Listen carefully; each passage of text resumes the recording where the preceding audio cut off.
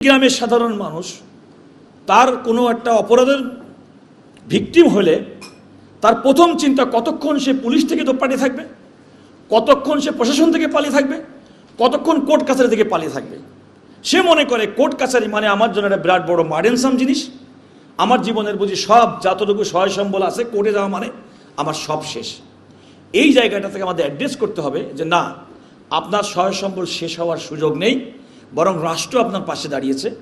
আপনার আইনগতভাবে এই জায়গাটা রাষ্ট্র আপনাকে হেল্প করছে। এই ক্ষেত্রে ব্যাপক ভিত্তিক প্রচারণা, বিশেষ করে রুরাল এরিয়ার মধ্যে এই প্রচারণাটা নেই বলে আমার ধারণা, এবং আমি বিশ্বাস করি আমার ধারণাটা মিথ্যা না। আপনারা ইতিমধ্যেই লক্ষ্য করেছেন যে আজকে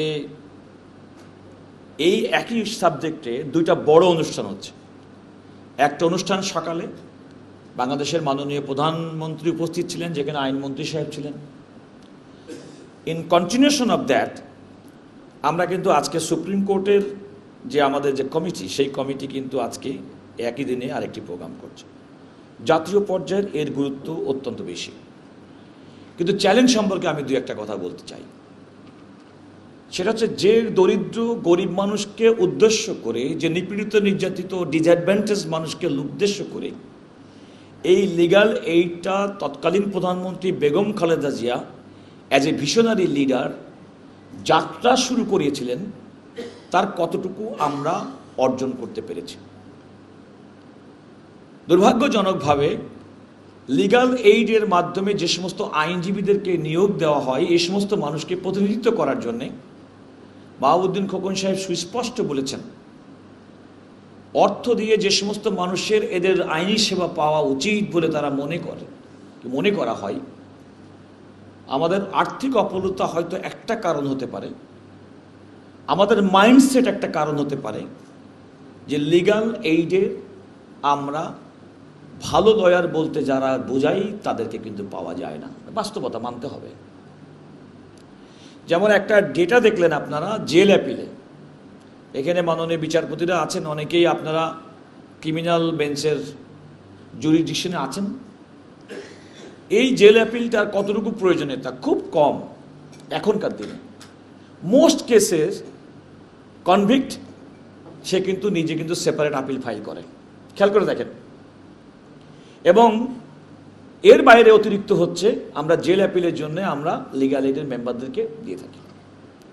লিগ্যাল এইডের এই কর্মসূচিটা সুপ্রিম কোর্টের আপিল বিভাগ পর্যন্ত সম্প্রসারিত, কিন্তু আমাদের দেশের প্রেক্ষাপটে যাদেরকে খুব টপ র্যাঙ্কিং লয়ার মনে করেন, আমার মনে হয় একটা উদাহরণ দেখাতে পারবেন না যেখানে আমাদের টপ র্যাঙ্কিং কোনো লয়ার লিগ্যাল এইডের পক্ষে কিংবা কোনো ইনস্টিটিউটের পক্ষে থেকে তাকে আইনগত সহায়তা দিয়েছে। তাহলে এই একটা রিয়েল প্রবলেম, যেখানে রাষ্ট্রের উদ্দেশ্য হচ্ছে আপনাকে রিয়েলি আপনার rule of law, access to জাস্টিসের জন্যে এই প্রসেসটা আপনি নিয়েছেন, কিন্তু নানা কনস্ট্রেন্টের কারণে আপনি কিন্তু তাদের সেই প্রত্যাশাটা মিট আপ করতে পারছেন না। যদিও আমাদের প্রধানমন্ত্রী এই বক্তব্যের মধ্যে আছে, কদিন আগে বলেছেন তিনি কারাগারে থাকা অবস্থায় তার অভিজ্ঞতা শেয়ার করেছেন। বহু মানুষ, নিরপরাধ মানুষ কারাগারে কারান্তরীণ রয়েছেন, ভালো আইনজীবী অ্যাফোর্ড করতে পারেন না। আমার মনে হয় ইট ইজ হাই টাইম, এবং আমাদের আইনমন্ত্রী মহোদয় অত্যন্ত সক্রিয় মানুষ, এবং উনি মাননীয় প্রধানমন্ত্রীর এই ব্যক্তিগত উপলব্ধিটাকে ম্যাটেরিয়ালাইজ করবেন যে অন্তত মানসম্মত আইনজীবী এবং মানসম্মত সেবা দেওয়ার জন্যে এই লিগ্যাল এইড কমিটিগুলো যেন কাজ করতে পারে, ফাইন্যান্সিয়াল কনস্ট্রেইন্ট যেন তাদের না থাকে। এটা হচ্ছে আমার প্রথম চাওয়ার জায়গা। দুই নম্বর কথা হচ্ছে, এই যে লিগ্যাল এইড যে রাষ্ট্রের পক্ষ থেকে দেওয়া হয় এর কিন্তু তেমন প্রচারণা নেই। আমাদের দেশের মানুষের মাইন্ডসেট হচ্ছে যে কোনো একটা অপরাধ করার আগে কিংবা পরে তার পরিচিত কিংবা নাম করা একজন আইনজীবী শরণাপন্ন হওয়া। খুব বড় যারা হোয়াইট কালার যারা অপরাধী তাদের জন্য কোনো অসুবিধা নেই, কারণ তাদের অ্যাক্সেস আছে টু এমিনেন্ট লয়ার্স।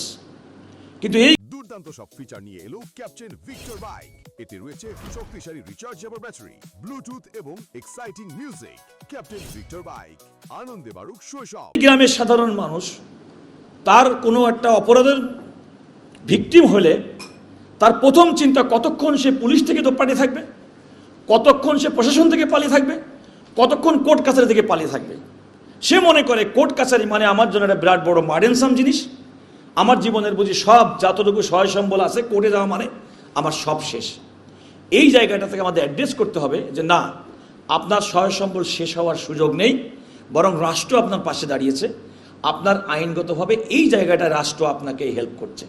এই ক্ষেত্রে ব্যাপক ভিত্তিক প্রচারণা, বিশেষ করে রুরাল এরিয়ার মধ্যে এই প্রচারণাটা নেই বলে আমার ধারণা, এবং আমি বিশ্বাস করি আমার ধারণাটা মিথ্যা না।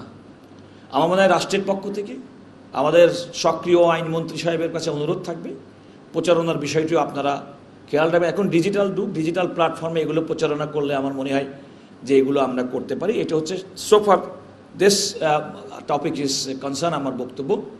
আর Supreme Court legal aid committee, আমি I am not going to undermine any of my learned friends. I am saying যে আপনারা যদি ফ্রম মাই সাইড, এখন তো হয়তো আমার পক্ষ থেকে কোনো ফৌজদারি মামলাতে হয়তো অ্যাসিস্ট করা সহজ হবে না।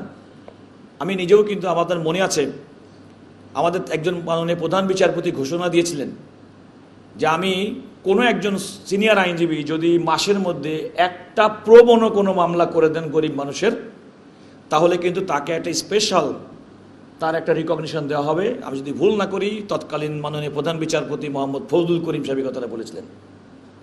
আমি জানি না সেটা কতটুকু ম্যাটেরিয়ালাইজ হয়েছে, তবে একেবারে দুঃসংবাদ না, কিছুটা সুসংবাদ। আমাদের মতো মানুষ যারা আমাদেরকে মনে করে যে আমরা সাধারণ মানুষের নাগালের বাইরে মনে করে, আমি বলতে পারি, আমি সন্তোষের সঙ্গে বলতে পারি, আমরা আমার ব্যক্তিগত অবস্থান থেকে অসংখ্য মানুষকে বিনা পয়সায় আইনগত সহায়তা দেওয়ার অভিজ্ঞতা আমার আছে। I'm just finishing by saying, and this is particularly for my friends who did not understand what I was saying in front of this audience. This legal aid committee, be it national one or the Supreme Court one, is a key component for our access to justice and the rule of law. As you have heard, this is very important because Bangladesh is a poor country and there are many people that are helping us to build, reconstruct our country in different ways. And I'm sure many of you are in partners. You have got partnership with us in promoting our access to justice, rule of law. Even we had the program just few days back here with the UNDP and other Nordic countries as well. Given that in mind, so focus is to target the low-income people who cannot afford a good lawyer, but he has a right to access to justice by engaging a lawyer. That is the primary target of this law, and this whole system is concerned. So what the Begum Khaleda Zia thought about in 1994, it has gone far. At least there has been a separate directorate that has been passed. I'm just seeing from a paper of 26 January 2026 that there has been a specific directorate that has been set up for giving this legal aid services. So this is a great advancement, and I must say they demand and they can definitely claim a good round of applause from all of us on this account. The second thing, the another target people is particularly in our society, the women are really, really vulnerable. They have got access to this system. We have got the children, we have got the victims, it may be women, maybe the child. We have got other people like the freedom fighters, as the previous speaker was talking about. We have got these abandoned wives who can have access to this one. And ethnic minorities as well as disaster victims, they can also have access to this system. And I must say another thing, that is this, there are schedule of this law saying there are areas that can be covered under this system. So 9 different laws under which it will be operating, I'm sure if not more than this 9.